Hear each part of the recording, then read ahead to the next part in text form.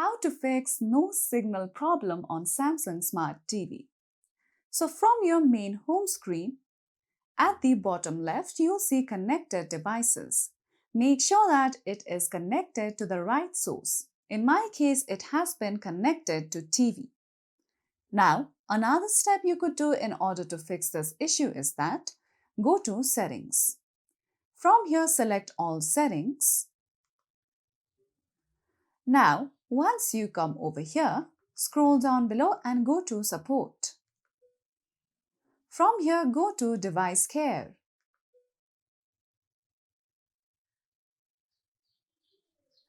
Now, from here, you'll see the option of Self-Diagnosis.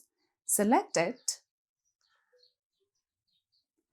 Now, from here, you can see various options. So, if you perform tests, you will be able to ensure if your TV is working properly. You can select each menu to test a function individually, or you can choose the option of Test All. For now, I'm going to choose the option of Picture Test. Now, all you would have to do is tap on OK.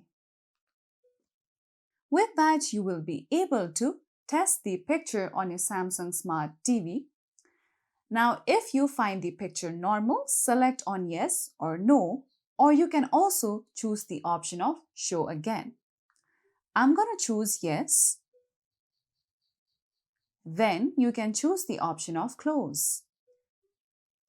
Now, the last step in order to fix your issue is that unplug your TV for some time and then plug it back in.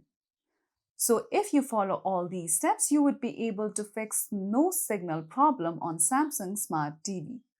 So that's it for today's video, and at last, don't forget to subscribe to our YouTube channel.